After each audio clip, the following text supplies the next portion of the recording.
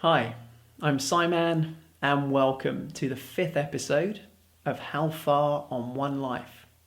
Today I'm going to be playing what's probably the oldest game I've actually played on a physical arcade machine. It wasn't the first one I played, but it was definitely the first that I got to play regularly.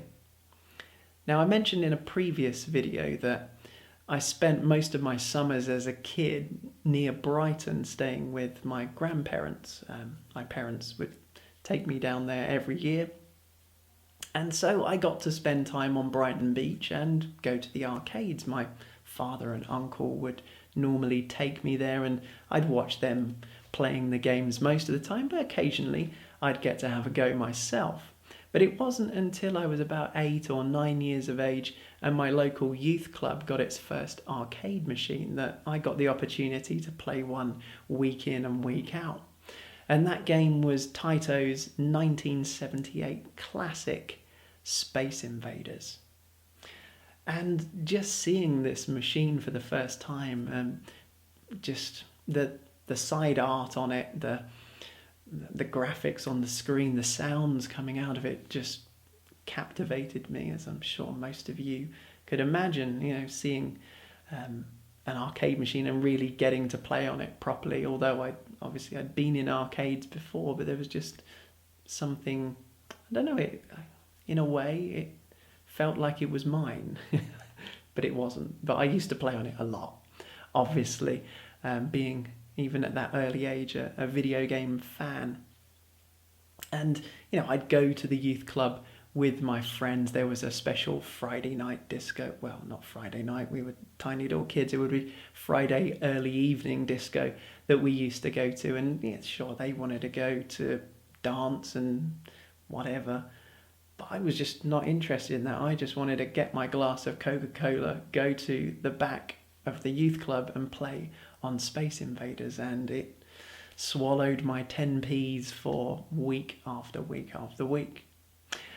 And so obviously that's the main reason for me picking this to include it in this series, but it's also such an important game within video gaming history, not just for its groundbreaking gameplay and what it brought to the genre of shoot-em-ups, but also the image of the Space Invader is so iconic within the world of video games, or within kind of pop culture as a whole. I mean, it's within video gaming, it's ubiquitous. But there's really nothing else that denotes video games in quite the same way. I suppose you could argue that Pac-Man comes close, possibly Mario, but I guess it's going to be a generational thing. I don't know for younger people whether the image of the Space Invader has quite the same impact as it does for people like me or in their mid to late 30s. So obviously that's one of the reasons why I wanted to include it in this series of videos as well. So I'm going to be playing it as usual on my iMac using MAME OS X and my trusty Chinese Nazar gamepad. So let's see how far I can get on One Life. Obviously, I've played this game a lot over the years, but I'm still not really any good at it. To be honest, I pretty much suck. So don't be expecting any kind of Space Invaders masterclass from me today. That's definitely not going to happen. But I will spend a little time talking about the technique that I use, because it hasn't really changed that much over the years. I still attack the invaders in the same way, wiping them out column by column in an attempt to thin the pack to prevent them from reaching the edge of the screen, because it's only at that point that they move down closer to you. So I guess if I can make the pack narrower, it buys me a little bit more time to work on the rest of them. But I obviously don't think this is the best technique because I'm not very good at the game. But I don't know a better one. So, I'd like to know from you. How do you like to play Space Invaders? Do you like to work on them column by column, row by row, or maybe a combination of the two?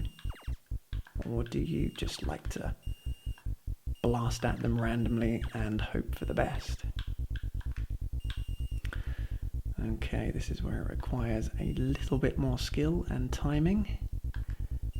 Two things I don't really have in abundance, but luckily, there we go. Managed to get through level 1 onto level 2, or wave 2, phase 2, whatever you want to call it. And I will try and use the same technique, but they start that bit lower down, they move a little bit faster, and they definitely shoot a lot more. So, how long I'll last on this, I don't know. There's that annoying red craft, and I missed him. God, I hate him. Not because he's tricky to shoot, but it's the noise that he makes. But ironically, it's the sound effects that I think are my favourite part of this game. And I mentioned at the beginning of the video that the Space Invaders, the image of the Space Invader is iconic. God, I missed him again. But I would argue that the sound effects are too. Right. Especially the pulsing noise that the invaders make that speeds up as you wipe them out. This is getting tricky now. The Space Invaders sounds are very cool, and this pulsing noise really adds a level of tension to the whole thing. Because the actual gameplay itself is good, but it's not like Defender that, I love Defender. And if I had never played Defender and someone showed me that game, I'm pretty sure that I would enjoy it. Whereas Space Invaders, I'm not so sure. Oh, that was lucky. I think with this, it's definitely death on a stick. There you go. But that's about as far as I can get. Wave 3. But as I was going to say, it's the nostalgia factor of this game that I enjoy so much, more than the gameplay. But that's not to say that I haven't had fun having a blast on this. But there we go. Game over. 2,090 points. Well, only another 108,420 points and I would have equalled the world record. Like that's ever going to happen, but I reckon if I spent the rest of my life practicing that game, I wouldn't even get half of that top score. Wouldn't even get a quarter of it. But maybe you can.